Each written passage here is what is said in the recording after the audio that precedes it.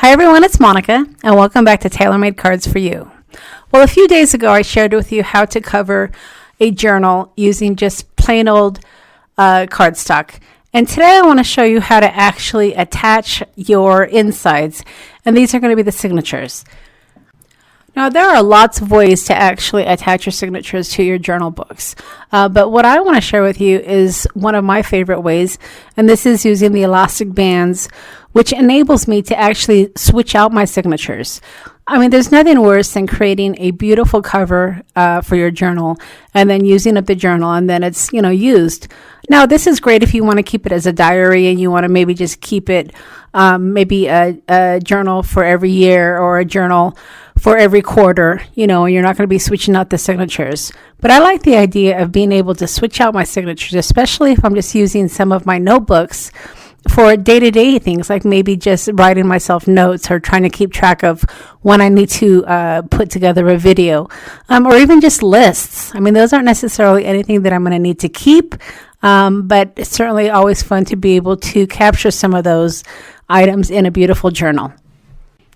Now remember, when you are inserting the elastic bands, you need to be mindful of where you're going to be punching your holes, because this is going to dictate how big your signatures are going to be.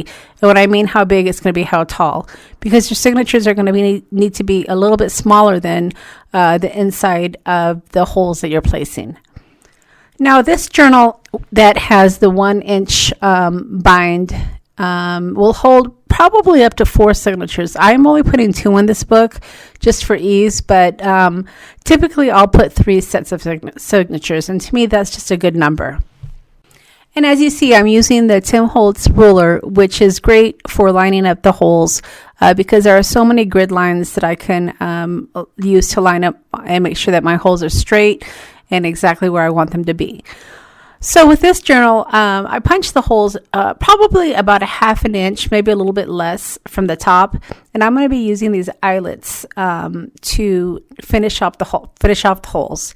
Now, if you use a chomper, you're going to get a really nice, clean hole punch. So you don't necessarily need the eyelets, but I just really like the way that it looks. If you're using your awl, your hole may not be as crisp and clean, so in that situation, you may want to use an eyelet. So after I've punched the hole and I've put my eyelet, I did use my chomper to close off the holes. And there are some really great videos out there on how to use this, but essentially you want to just make sure that the part that has the tip showing, you want to make sure that that goes in the front part of your eyelet, and then that way your chomper will be nice and smooth, and it will make sure your eyelet closes very securely. So I'm going to go ahead and just kind of size up where I'm going to put the other 2 holes on the other side. And as you can see, I am using the ruler again to line up those holes. Now, the way that I'm going to be threading my binding, you're not going to actually see a lot of the thread on the outside. I bind it where you only see the thread on the top and the bottom part, but there are lots of ways to do your binding, and if you like the look of having the bands on the outside, you can certainly do that as well.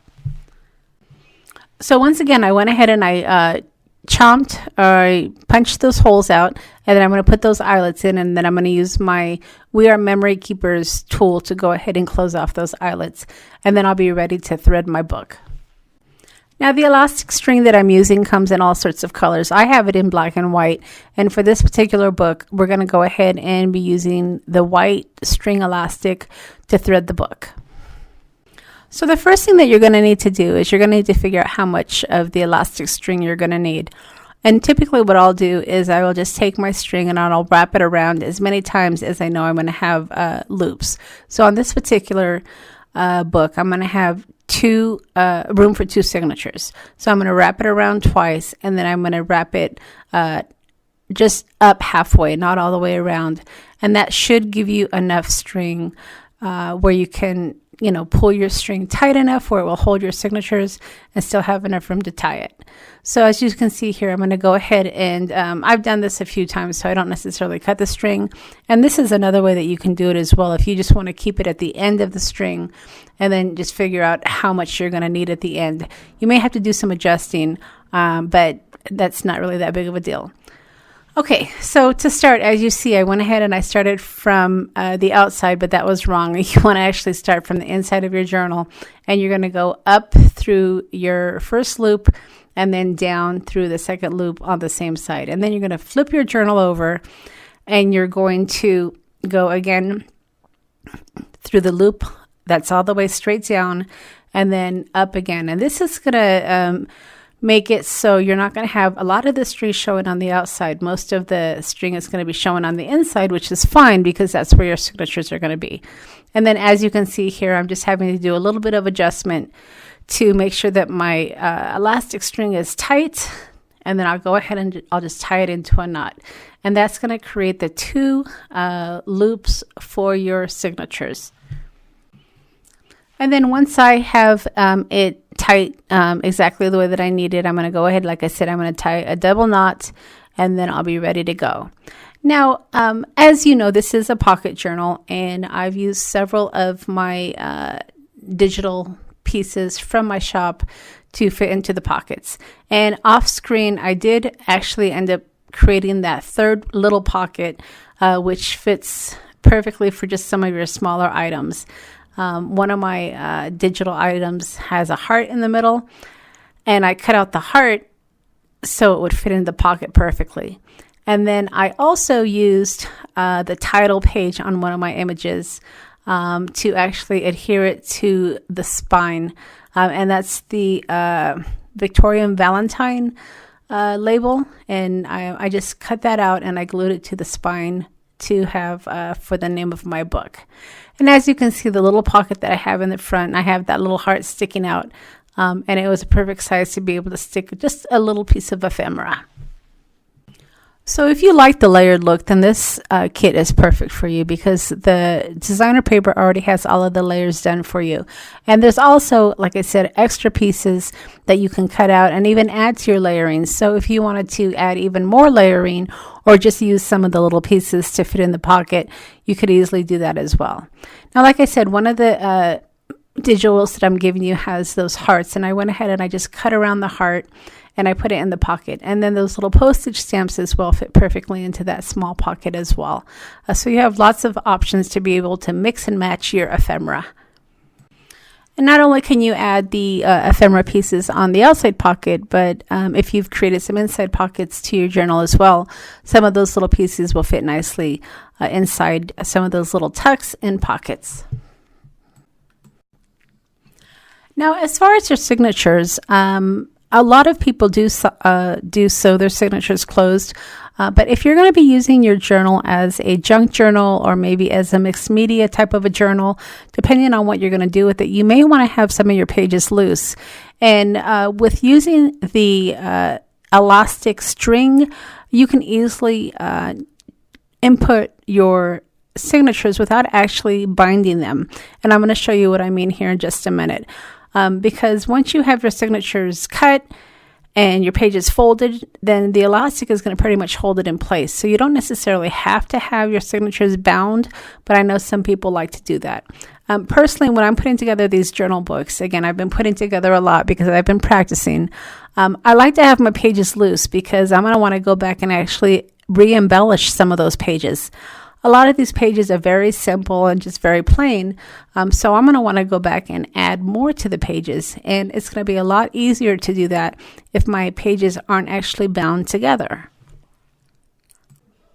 But I definitely wanted to show you how I do that.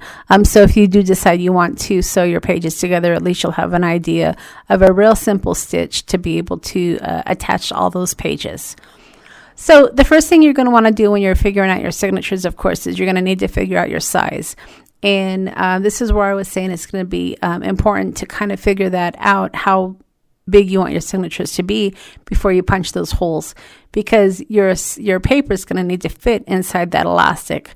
So just keep that in mind when you are measuring out the holes for your signatures inside of your book, that you don't want to have the holes too far down, because then that's going to limit the size of your paper that you can actually put underneath the elastic. Okay, so once you've got your papers all together, you're going to want to go ahead and use those binder clips again, those black ones that we used earlier to hold down the paper when you were gluing your cover. You're going to want to go ahead and attach those so that way your paper will stay in place. So just, do the best you can to line it up. You want to have it exactly equal. And one thing you're going to notice when you are cutting your paper for your signatures, some of the paper that's toward the inside may be slightly smaller on the edges than the ones on the outside. And that's because the more paper you use, of course, the thicker, it's going to be. So your papers might not line up exactly straight. Now, I know some people will take an X-Acto knife and try to trim it after the fact. And I tried that, but that didn't work for me as well. So I just found, as I start adding my paper, and if it's uneven or if I'm having too much showing over on the outside, I'll just trim the insides of the paper a little bit more. That way I'm just happy with the way that it looks. It's a nice, crisp, clean edge. And keep in mind, your signatures don't necessarily have to all be the same size. So even if they are a little bit shorter on the inside, it doesn't matter. This is just a journal. It's your journal. It doesn't have to be exactly perfect, and your paper doesn't all need to be the same size anyway. All right, so once you have your binder clips on, then again, you're going to take your ruler and you're going to figure out the center of your journal. That's the best place to start. So just go ahead and mark the center of your journal. And then for binding of the paper, I do come down about 1 inch. It doesn't matter if it's too close to the edge. In fact, it's probably better to not be too close to the edge when you are binding your paper. So I find, rule of thumb, just 1 inch in works really well. And then this is a good time to go ahead and use an awl or one of your piercing tools. The awl works really well. I'm able to go through all of my paper, and I get a nice crisp hole to go ahead and thread my thread through. And then once I have the holes through the paper, then a lot of times I'll just take my needle just to make sure that I'm going to be able to go through the hole. Sometimes when you're piercing your paper, the needle you choose may be too thick. So you kind of want to take that into consideration. So after you get your holes pierced, get your needle and just test the holes to make sure that the needle that you have chosen is going to work. Some of the needles are thinner than others, so you just want to kind of be mindful of that. All right, so once you've chosen your needle, then you're going to go ahead and start on the inside center hole. And you're going to take that thread and you're going to go all the way through. And then you're going to go to either up or down. It doesn't matter which one. You're going to go to the bottom hole or the top hole, depending on where you're holding your paper. And you're going to pull your needle through. And then you're going to go through the middle hole again. Now you want to be careful because you don't want your needle to go through that thread that you have. So make sure that the thread is pulled to the side. So when you pull your thread through, it's not, dividing up those strings, because that will actually affect the integrity of the strength of the string. And then once you go through the center hole, then take it up to the top, thread it through. And then at this point, there's not any more threading. You're just going to maybe adjust your string like I did here because I had too much string in the middle. And then you're going to trim it down, and then you're going to tie a knot so that way your knot is in the center of your signature. And you want the signature, the string to be somewhat tight because you don't want your book pages to be loose. So just, make sure you have it nice and tight, but not too tight where it's tearing your paper. And then just tie a double knot and then trim the edges. And at this point, your signature is put together.